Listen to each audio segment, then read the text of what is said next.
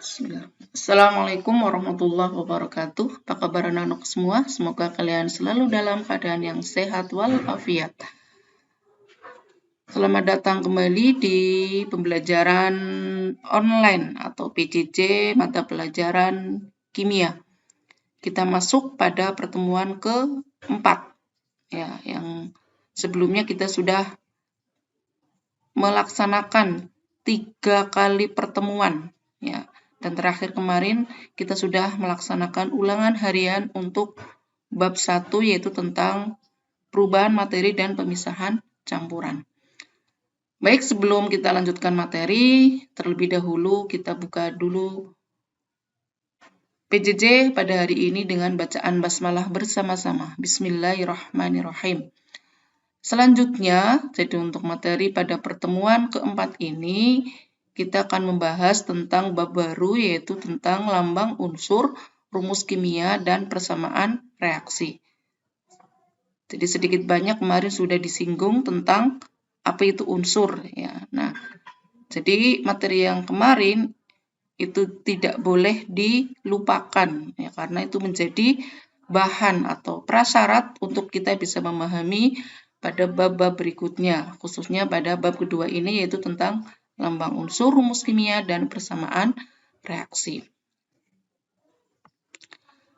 Kemudian kompetensi dasar dari materi ini adalah KD pengetahuannya menganalisis lambang unsur, rumus kimia, dan persamaan reaksi. Sedangkan KD keterampilannya adalah mengintegrasikan penulisan lambang unsur dengan rumus kimia pada persamaan reaksi. Kemudian tujuan pembelajarannya adalah ada 3. Yang pertama, siswa dapat menuliskan lambang unsur yang diketahui namanya dengan benar. Yang kedua, siswa dapat menuliskan rumus kimia yang diketahui unsur penyusunnya dengan benar. Dan yang ketiga, siswa harus dapat menuliskan dan menyetarakan persamaan reaksi dengan benar. Nah, cakupan materinya ada 3 ya. Yang pertama adalah lambang unsur itu sendiri, kemudian yang kedua rumus kimia, kemudian yang ketiga adalah persamaan reaksi. Kemudian nanti di setiap akhir pertemuan ada lembar kerja siswa sebagai evaluasi dari materi yang sudah dipelajari. Nah, kita masuk pokok bahasan pertama yaitu tentang lambang unsur. Jadi pada awalnya unsur itu jumlahnya sangat sedikit pada awal mulanya. Sehingga pada awalnya dulu lambang unsur itu hanya dituliskan dengan menggunakan lambang gambar. Ya. Namun dengan seiring berjalannya waktu, unsur itu semakin bertambah atau semakin banyak. Sehingga kalau ditulis dalam bentuk gambar akan sulit, ya, akan sulit atau akan sulit dipahami. Nah, pada perkembangan selanjutnya, lambang dari suatu unsur itu yang digunakan saat ini itu disusun oleh seorang pakar kimia asal Swedia yang bernama John Jacob Berzelius. Ya. Di mana ada beberapa aturan, ya, aturan penulisan lambang unsur. Yang pertama adalah lambang unsur ditulis dari huruf pertama nama ilmiah atau nama Latin unsur tersebut dan ditulis dengan huruf besar atau kapital. Contoh, ada sulfur. Sulfur itu nama Latin dari belerang. Maka lambang unsurnya adalah S besar. Bukan S kecil, tapi S besar. Kemudian nitrogen, N. Lambang unsurnya N besar. Karbonium, ya, nama Latin dari karbon. Maka simbol karbon atau karbonium adalah C besar. Kemudian fosfor, ya, lambang unsurnya adalah P besar. Kemudian aturan yang kedua, jika unsur tersebut mempunyai nama dengan huruf depan yang sama, maka lambang unsur ditulis dengan 2 huruf, yaitu huruf pertama ditulis dengan huruf besar dan huruf berikutnya ditulis dengan huruf kecil. Contoh, di situ ada kalsium, ada kuprum, ada kobaltum. Ya. Kalsium itu kalsium, kuprum itu tembaga, kobaltum itu kobal. Nah, 3 contoh ini semuanya diawali dengan huruf C. Nah, karena hurufnya sama, maka untuk membedakannya diikuti dengan huruf kedua, yaitu dengan menggunakan huruf kecil. Jadi kalsium itu huruf keduanya A, berarti Ca, kuprum itu Cu, kemudian kobaltum Co. Begitu juga contoh yang berikutnya, ada natrium, ada neon, dan ada nikel. Semuanya berawalan N. Nah, untuk membedakannya maka diikuti dengan huruf kedua, yaitu dengan huruf kecil.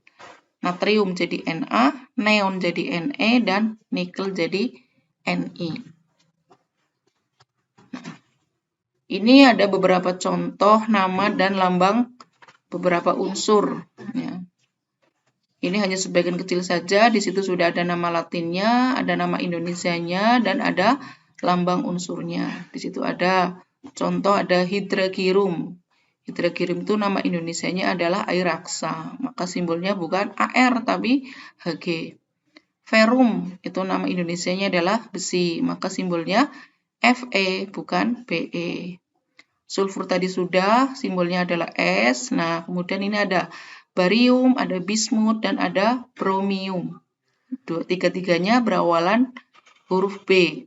Nah, untuk membedakannya diikuti dengan huruf kedua, yaitu huruf kecil. Barium Ba, bismut Bi, bromium Br. Dan seterusnya, masih banyak lagi contohnya. Nah, ini juga contohnya masih lanjut ya. Ada klor, ada karbon, nah, ada kalium, ada kalsium, ada kromium. Nah, nih tadi sudah dicontohkan. Ya. Mungkin itu saja materinya. Nah, ini selanjutnya silahkan untuk menguji pemahaman kalian. Kalian bisa mengerjakan lembar kerja ini. Nah, itu ada beberapa pertanyaan, ada 4. Ya, ada 4 soal. Ada soal nomor 1 dan 2 itu saya kira cukup mudah untuk dipahami. Kemudian soal nomor